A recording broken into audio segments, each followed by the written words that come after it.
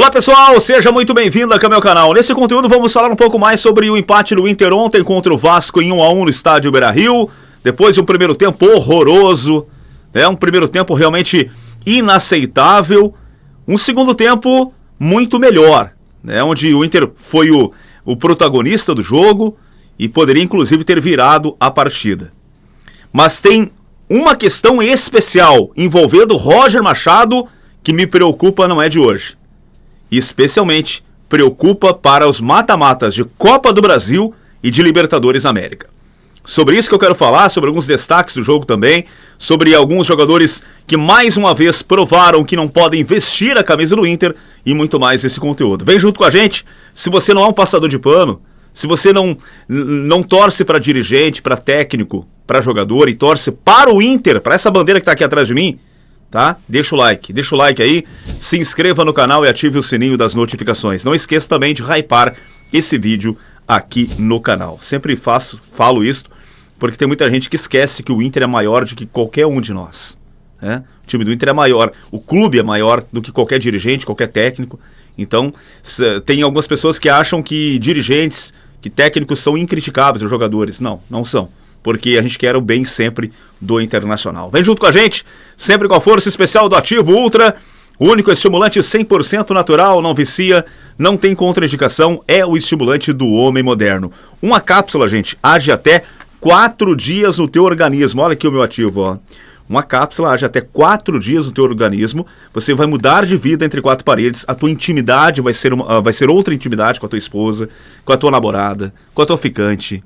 Tá esperando o quê? Deixei o link aqui na descrição desse vídeo para você ter um super desconto. Clica no link, será direcionado para a central do Ativo. A entrega é rápida, é sigilosa e você vai mudar a tua vida completamente, tá bom? Se preferir, liga no 51988011850, é o WhatsApp, e o 0800 003 1500 também à sua disposição. Ativo, você na maior atividade sempre. Pois pessoal, o Inter empatou ontem com o Vasco em 1-1 no estádio Beira-Rio em Porto Alegre.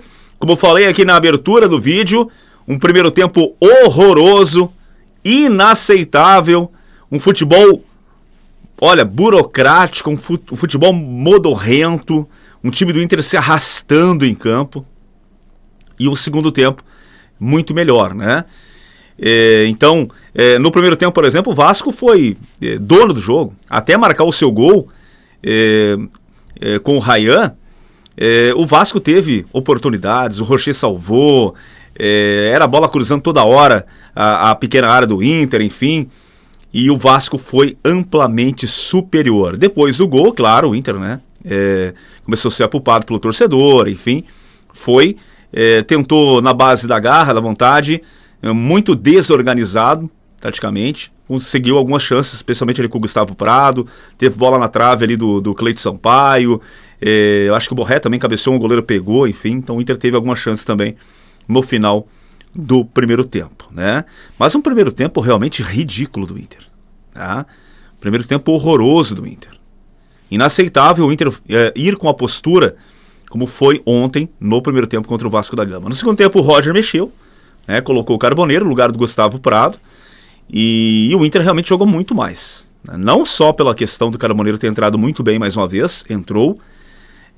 O Carboneiro tem se destacado muito nos últimos jogos, isso é verdade. Eu até acho que o Carboneiro não é um grande jogador, mas é um jogador que tem sido muito importante. E hoje ele é titular absoluto no Inter. É o atacante que mais está rendendo. O Inter fez um segundo tempo bem diferente do que foi o primeiro tempo. Marcão, foi maravilhoso o segundo tempo do Inter? Não foi maravilhoso o segundo tempo do Inter. Longe disso. Mas o Inter pressionou, o Inter teve bolas na trave, colocou o Léo Jardim para trabalhar. E aí depois da expulsão do Léo Jardim, o Inter conseguiu, no final, nos 45 do segundo tempo, empatar com o Carboneiro. Então o Inter fez um segundo tempo digno, bem melhor do que foi aquele primeiro tempo inaceitável. Posso aqui citar, especialmente pelo segundo tempo, alguns destaques. Eu acho que o Thiago Maia fez um bom jogo, o Carboneiro entrou muito bem, O Bernabé se apresentou muito para o ataque também, o Aguirre também lutou ali, brigou. Eu acho que não são tantos os destaques assim, mas eu acho que mais ou menos por aí, tá? Mas eu acho que esses jogadores foram bem, relativamente bem, e deram a sua contribuição, né? O Borré também brigou bastante, mas aí é aquela questão, né? O Borré ganha muito para entregar pouco, né? A entrega sempre dentro de campo, se esforça, tudo bem, mas realmente precisava de ser um pouco mais letal, né? Ali na hora de fazer o gol, ter mais... a bola também chegar um pouco mais nele, né? Na hora que chegar, ele colocar para a rede, tá?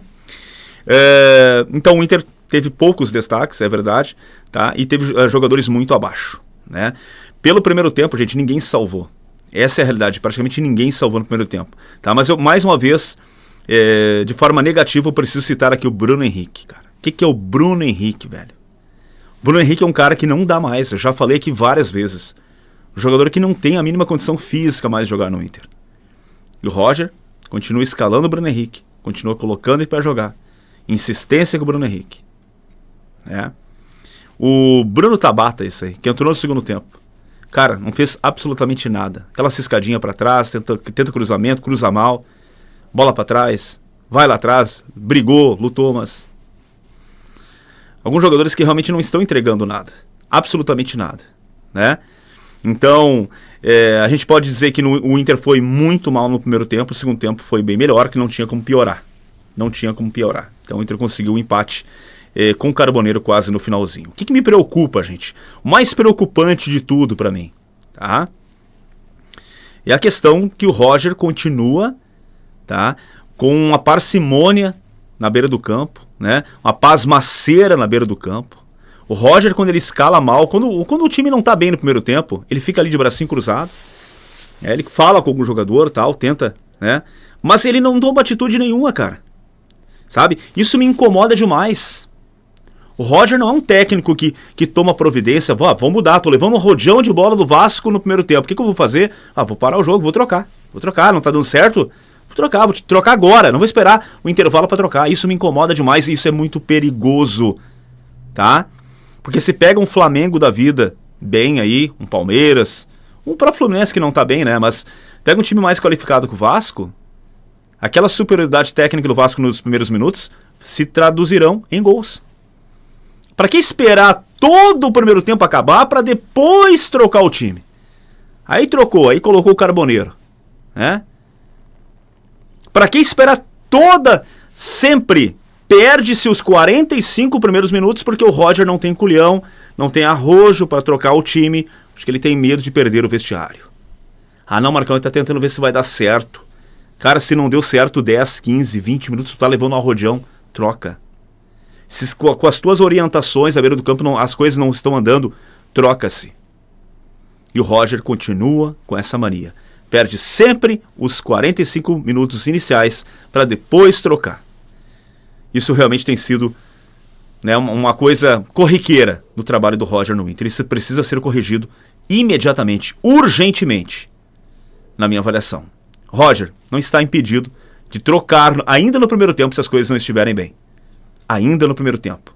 Porque se tu esperares terminar o primeiro tempo contra um time mais qualificado, pode ser tarde. E tu não consigas mais reverter.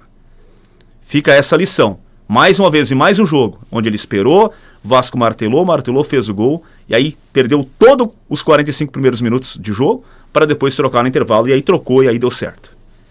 Não precisa disso. Roger precisa ter esse respaldo da direção, inclusive, que chegue para ele e diga, se tu precisar trocar, troca que a gente vai dar o respaldo para ti no vestiário. É o que eu penso. Qual a sua opinião? Coloca aqui embaixo nos comentários a sua opinião, por favor. Beleza, pessoal? Não esqueça também de deixar o like de vocês, que o like é fundamental, se inscrever aqui no canal e ativar o sininho das notificações. Forte abraço, fique com Deus e até a próxima. Valeu, gente.